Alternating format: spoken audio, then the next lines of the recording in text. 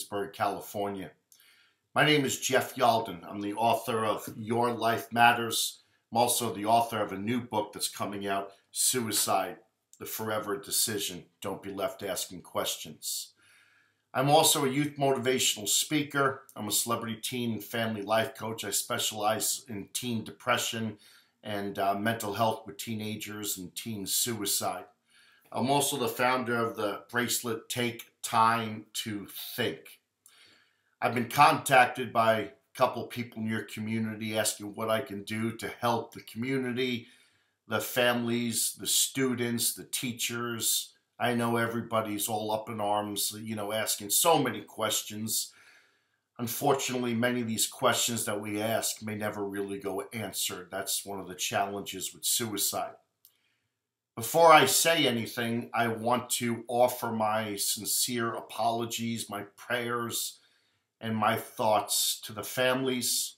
I know that these two recent suicides come months after we had lost I believe a sophomore in a car accident. So to the families, the three families here, I'm sorry. My prayers and thoughts are with you. I don't think any family should ever have to bury a child. My prayers and thoughts also with the school community, the students, teachers. Thank you so much for teaching. All the staff members and the administrators. I know that this is a time where we're supposed to be focusing on our seniors walking next week and graduating, and it's supposed to be such a beautiful time. Many of our seniors are thinking, how can we do this now without the loss of one of our fellow students, Jordan? I know. I know you're a small community, a small school where probably everybody knows everybody. I know this is hard, devastating, and hey, listen, my friends. You have to walk next week. You have to go on with graduation. I know today, as I do this video, is the services for Jordan. I know it's a really tough day. It's a really hard day. And my friends, please understand, I don't want to be the insensitive one here, especially on this day. But I was contacted by the community, and sometimes it takes an outsider to appear to be insensitive to be able to come out to a community and start to make a difference. Whereas if it was one of the administrators, let me tell you something.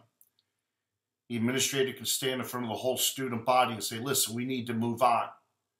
And some kids would say, well, so-and-so is kind of insensitive about it, and that sparks controversy within the community. Listen, nobody wants to be insensitive. But let me tell you something, in the work that I do, and I do this every day, Jordan is not coming through those doors. And so each and every one of you, this is a time that teaches us incredible lessons. It teaches us that we all fight a battle. That depression is real. The struggle is real every day for many people. And this is the time as we start to celebrate another year. The time we celebrate another group coming in. This is the time when we put our ego aside and we open up our hearts. We look people in the eye and we tell them how much we care about them. We offer to give them a hug.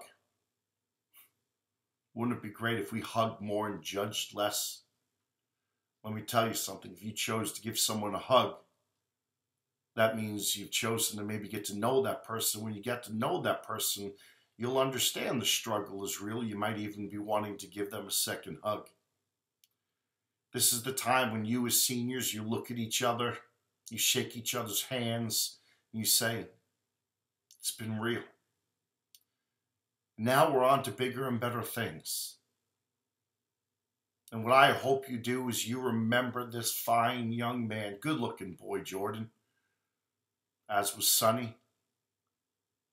As the seniors move on, you are going to go on to bigger and better things. You're going to go into college. You're going out to work. 17, 18 years old, we're going out into the real world. We're going to do things with our life. And the freshmen just lost one of theirs, Sonny. Again, you never know the struggle. And freshmen, I hope this is a time when you can look at each other and be like, wow, it's just life is so precious. Life is so short. And I want all of you, everybody, the whole school, to look at your teachers and say, thank you. Thank you for inspiring us and teaching us and preparing us for the real world. They work so hard to touch hearts and change lives. That's what teachers do. You know why we teach?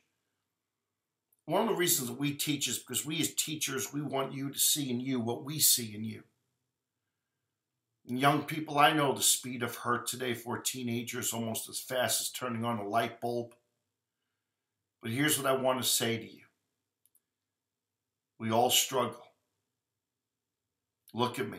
I've been in education for 23 years. I've traveled all over the world. I suffer from depression. I suffer from anxiety. I'm diagnosed with bipolar type 2, and I'm also diagnosed with PTSD. My struggle is real. Some of you might understand. I'm on medication. I've been in counseling for 25 years, and I'll probably be in counseling for another 25 years. That's why my work with teenagers, parents, and staff members is so important to me. Because I know that depression and the thoughts of suicide, it's temporary. If you can fight the fight and fight the battle. I learned a long time ago, lose my ego, open my heart, and don't be afraid to ask for help. We can't do this alone, my friends. We need the help of each other. We need the help of each other. I need you. You need me. So where do we go now? We're about a week and a half out from graduation. This is a time when we really need to come together. And now when we come together, we know why. I want you to understand something about suicide. Suicide might free you from the pain. But suicide transfers the pain to the people that dearly love you. And now we're left having to pick up the pieces. I wish Jordan and Sonny rest in peace, my friends. In Jordan's note that he left on Facebook, he asked for our forgiveness. My friend, we forgive you. But the pain is now forever. I want to invite each and every one of you to understand. I think students, our friends, our teachers, we're often the first line of defense, so to speak, in that when we know that someone is hurting, we can step up and we can be the ones that make the difference. I want to invite you to visit my website, notthesolution.com. Right now is a very vulnerable time where there might be other students that are hurting, searching for meaning and understanding and looking for direction, and they see, the attention that Jordan and Sonny might be getting, and we don't want to give them the permission to be able to check out themselves. We don't want anyone else to choose death by suicide.